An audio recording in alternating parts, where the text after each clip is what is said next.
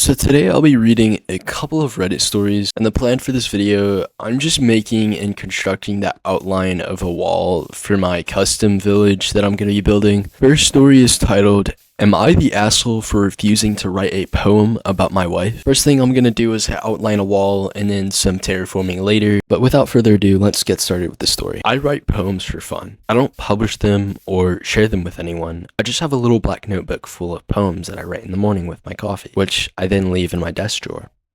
It's sort of a mindfulness practice I do instead of reading the news on my phone. Anyway, so my wife, 30 female, got curious the other day and went through my little black notebook without my permission, maybe 100 poems. And she got angry with me because none of the poems are about her. She told me she expected at least one of the poems to be about her, and went off on this tangent about how she doesn't even know if I love her if I didn't write a poem about her. Yet I wrote a poem about our cat, the tree in our front yard, etc. And so she just demanded that I write a love poem about her. I told her I wasn't going to write a love poem about her unless I feel inspired. I would just be pumping something out of a sense of obligation, and it wouldn't be a real love poem. Anyway, she's been sulky and quiet for a few days, and I guess I'm starting to feel guilty, and maybe I should just sit down and crap out some poem comparing her to a rose. It just feels dishonest. Am I being the asshole for refusing to write a love poem for my wife? So before I inject my opinion, I wanted to read the replies on the Reddit story. First comment says, he's the asshole, and he's replying to the section that says, I told her I wasn't going to write a love poem about her unless I feel inspired. And then he goes to comment about it. He says, yeah, that's where you went wrong. You effectively told her she doesn't inspire you. If you'd say something like, I enjoy writing poems about little things.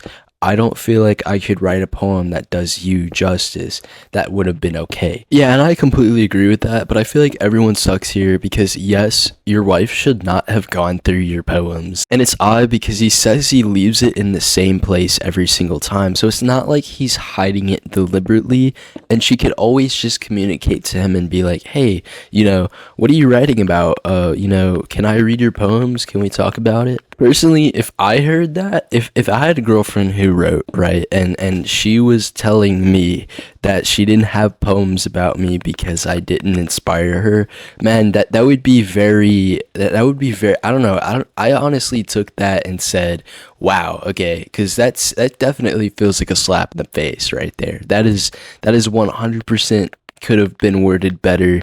I mean, I feel like, and I totally understand where he's coming from, right? It's like whenever you're writing, a lot of people tend to, you're not really going to be able to force something out. But I'm very well hoping that a lot of that wording that he was making towards his wife was just a momentary frustration, and that their marriage is still very healthy today. I'm going to clear all the trees around this area because, it's really hard to map out a wall if there are trees in the way. So I'll probably speed that up. But, now why did I just use a fucking cobblestone for that shit? What the hell? Y'all do let me know in the comments any suggestions that y'all have for, like anything that I'm doing. If you notice something that I'm doing that maybe could use a little bit of improvement, just let me know in the comments.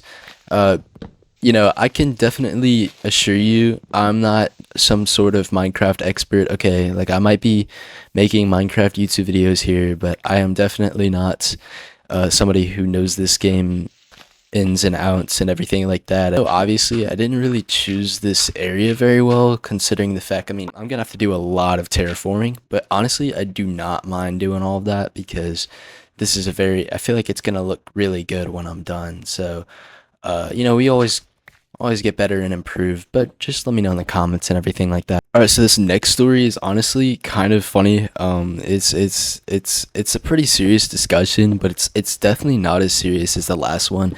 I'll go ahead and read the title though. Am I the asshole for making my wife ride in the backseat because she couldn't stop distracting me? All right, here we go.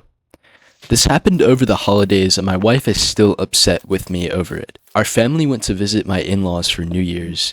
It's about a 3 to 4 hour drive. Mostly highway, but it takes us through 2 metro areas with pretty significant traffic. My wife, 37 female, gets nervous about driving in traffic, so I usually drive when we visit her family. She also tends to get car sick on longer drives and needs to sit in the front seat to help ease it. I love my wife with all my heart, but she is not good at sitting shotgun. She makes huge reactions to any change in traffic, grabbing the handle, putting her hand on the dash, gasping, telling me to watch out, etc. It's not like I'm an aggressive or risky driver. I've never gotten a speeding ticket or been in an accident. But if there's a car a half mile ahead of us that puts on their brakes, she freaks out and acts like we're all about to die. It's incredibly distracting. I've talked to her multiple times about how her reactions actually makes it more difficult for me to concentrate on driving, but she says she can't control herself because she's nervous in traffic. On the way to her family's place, she sat up front with me and traffic was pretty bad. Lots of slowdowns due to weather conditions and in general just kind of slow going. But I've been driving in cold weather my whole life, and I know how to control my speed and give lots of extra space to any surrounding cars. I understand that you can't control anyone else on the road and that accidents happen, but I do everything in my control to keep the car and the people inside safe. The entire drive, my wife was on edge, making all the reactions I mentioned. It's very distracting to have someone next to you doing that sort of thing while driving. I mentioned this to my wife numerous times in the drive, and she always deflected the blame at me for the way I was driving. When we were getting ready to head home, I had told my wife she needs to sit in the back and our 14-year-old son would sit up in front of me. I told her it's either that or she drives us home. She got upset with me and started giving excuses about her car sickness. I told her to take some NyQuil or something to help her sleep, but she refused and told me I'm being a jerk. I told her that she can drive then, and she refused that too. Eventually, she reluctantly got in the back seat with our 11-year-old daughter. The ride home was much easier traffic-wise, and my wife sat pretty much silent in the back seat the entire time, pouting. When we got home, she told me that she felt ill the entire drive, but didn't say anything because she didn't want to make a big deal out of anything. She told me I humiliated her by making her sit in the back, and that I should be more considerate of her feelings. She literally admitted fully that her feelings are more important than the actual safety of the family or the other people around the car while you were driving. Because if you are genuinely concerned about, like, if you're going to die because of how bad her reactions are, you definitely should have made that very known on her account. One comment said, "Not the asshole. Funny how she could control her uncontrollable reactions from the back seat. Just complete childish behavior, if you ask me." Not even that. She was complaining about car sickness. Also, another person said, also proves she could do a 3 to 4 hour car ride in the back without getting car sick. 2 miracles for the price of 1. Look, man, I'm sure you married this person for a reason, and I honestly hope to God that this isn't like her whole entire personality, because that would be very difficult to deal with on a daily basis, and I don't know if I could put up with that, but hopefully she doesn't still hold that grudge. Quick little update. So, I terraformed a lot of this area, kind of just like flattened most of this, and I built an iron farm. I had like most of the resources on hand to make that iron farm. But basically, I want a temporary supply of iron tools so that I can terraform. Also finished up the wall before earlier in the video, and the rest will just be focusing on finishing up the wall, collecting all this dirt so I could terraform further, and getting the iron tools I need to do all of that. This next story is from a Ask Reddit thread, and it's asking, what are your crazy ex-girlfriend or boyfriend stories? And here's one that I thought was quite dramatic and very interesting, so here we go. So I broke up with this girl on a Monday, but me being me, I tried to stay friends with her. When I broke up with her, she kept saying I needed to give her 6 more weeks for closure, and I was her last chance at dating. She is 28. On Friday, she shows up to pick up the last of her stuff from my place, and while leaving, she says, "I'm going to let you know, but I really do want you to know that I'm pregnant." The next day, she calls me saying she's going to the ER, and later that day, I get another phone call. She says that it's tubular pregnancy, and she needs to take an abortion pill. Note, this usually requires surgery. She asked me if I could come over that night because she would need moral support, of course. I kind of felt obligated to go. When I was there, I told her I was going to leave when she went to bed. She started to cry and said that she was afraid she might hurt herself, so I needed to stay there. Well, that freaked me out a little bit. and so I just ended up staying. And at night, she took my hand, put it on her belly, and said, "Say goodbye." Freaked out, obviously. The next day I woke up and I got the hell out. I figured it was all over. That Monday, I get a phone call and she says, "I am still pregnant." Apparently, according to her, she had had twins and the one had survived. I told her I wanted to go with her to the next doctor's appointment. She said, "Fine." It was Wednesday. On Tuesday, she messages me, tells me they had an opening, so she went early, asked if I wanted a picture. I said sure. She sent me one, and I looked at it. No information on it, so I asked her, and she said they emailed it to her. Made sense, they removed all identifiable information. I still felt very skeptical, so 2 days later, I had a friend with better technical skills. He took that picture and found it online under someone else's name. You could even see where the parts of the image had elements removed. So obviously, I confronted her about it, and she said she couldn't believe I would believe the friend and that my child would never know who I am. Essentially saying she would never let me see my own child. The next day, she sent me an email saying her lawyer would be in touch. And then the very next day, she sent me another email saying that she was going to have the abortion, but I needed to pick her up and pay for it. 5 minutes later, she sent me another email saying that if I didn't respond, she would just keep the child. I responded back saying I found the image, showed her the link, and said that her story was about 0.0001% chance of being real, even without the fake image.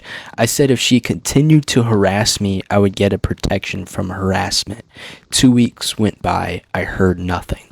Then I get a call at 6 p.m. from her home number. The girl that answers sounds very much like her and says that she is her cousin and will be her lawyer and that I need to call back.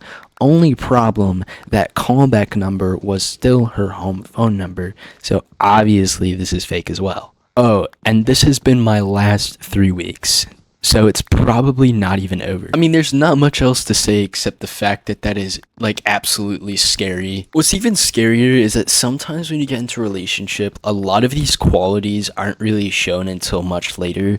Usually you can like pick out some red flags in a person very easily, and usually that happens very quickly.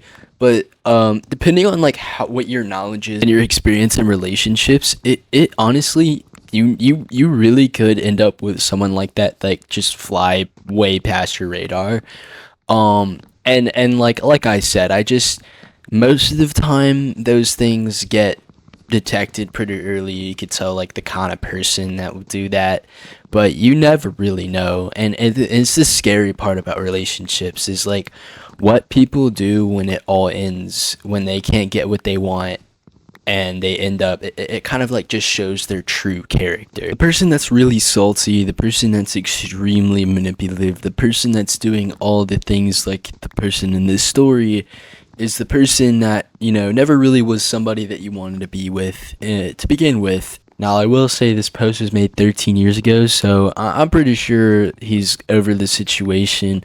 But around that time, it must have been pretty difficult to deal with something like that. That was a pretty interesting story, and I thoroughly enjoyed reading it just because it was very interesting to see the progression of it. Real quick, I do want to say, eventually, whenever I actually have an audience, I want to actually like set up an email where like you guys can send anonymous personal stories so that I can have content while having you guys like personally engaged because you're sending your stories, and I could give like a second opinion on these stories while also providing content for other people. Obviously, don't have a big enough audience for that yet, but I think that'll come along pretty soon. If you've made it this far, I would appreciate it if you did subscribe. I basically have no audience, so if you could do a favor and help me build that up, that would be absolutely great.